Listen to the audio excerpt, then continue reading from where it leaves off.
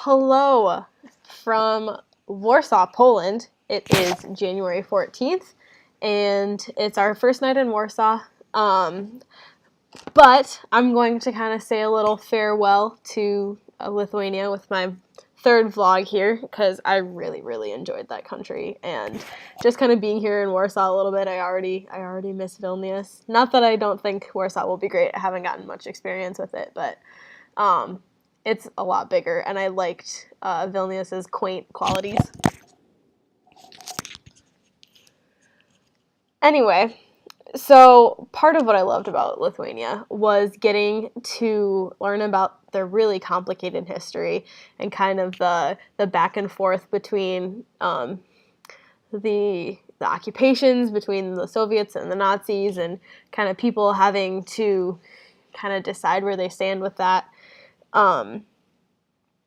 And so it's been interesting also to learn about how they've kind of gone about developing their national identity since their liberation from the Soviets in fairly recent history, about 25 years ago.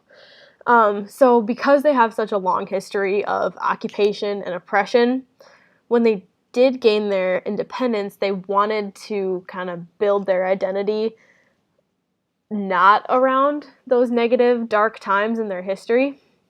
So they looked way back past all that to before they were occupied, so when Lithuania was a free nation, and they looked to good old King Mindaugas, I think is how you pronounce that, Mindaugas. And so they wanted to build a national identity that didn't directly have to do with their occupations, but still kind of paid tribute to their tumultuous history. And so the actual historical figure of Mindaugas wasn't really as important when they were developing this identity, but kind of just using him more as a character to build these stories on. And so kind of the earlier stories of him, he is a tyrant, he's authoritarian, he's not a real fun guy. And so here it says on page 504 of the narratives, National Heroic Narratives in the Baltics, on page 504, it says, he mercilessly kills his rivals or departs them while keeping their families hostage. So this sounds like very strikingly familiar to how the Soviets kind of dealt with things. And then he matures. This woman is playing an important part in his life, and she kind of softens him up a little bit. And so as kind of time moves on, his character changes dramatically. And so on the same page it says, in the next paragraph it says, thus shortly before Mindaugas' death, thanks to a woman, he performs his first act of nonviolent heroism, mercy. So this is how Lithuania kind of retook their independence from the Soviets, and how they wanted to be known, what they wanted to kind of claim as like their core values, was mercy and nonviolence, and doing things without the need for violence. And the next sentence is, Mindaugas then defends himself against his assassin with a shield, not a sword. And this speaks directly to the times when they were,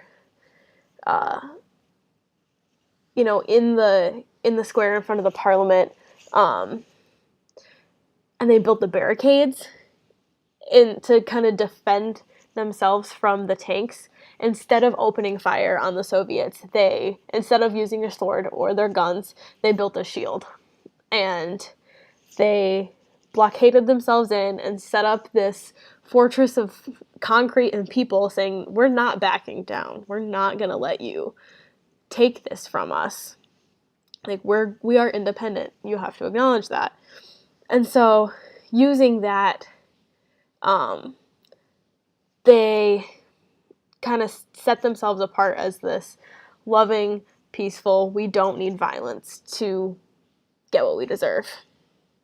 And so going back to the post-memory article and how this all kind of plays in, when we went to the Parliament Square, and I don't know his name, but he had been a commander of these forces at the Parliament on that day 26 years ago, and he was sharing his story with us through Lita about what had happened that day. But the whole time he was telling us he had his arms around his daughter. She looked to be maybe 10, 11 years old. Maybe I'm wrong, but kind of that direct storytelling from the first generation to the second generation, not just the second generation of citizens, but familial generation, his daughter.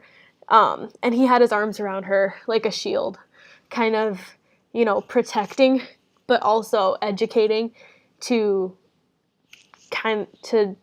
say, like, to learn from this history so it doesn't repeat itself.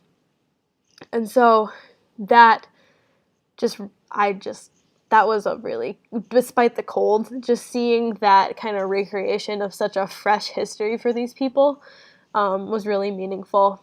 And watching the basketball documentary, oh my gosh, I enjoyed that so much. I'm a basketball fan.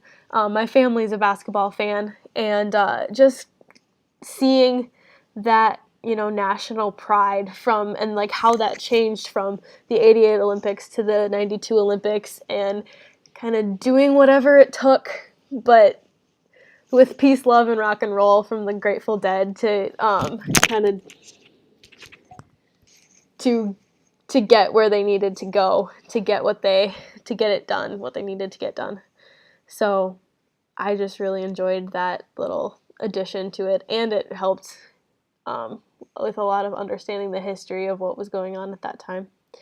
So farewell, Lithuania. It was great. I loved it. I want to go back someday. Maybe when it's not so cold. But anyway, so thank you very much. Bye.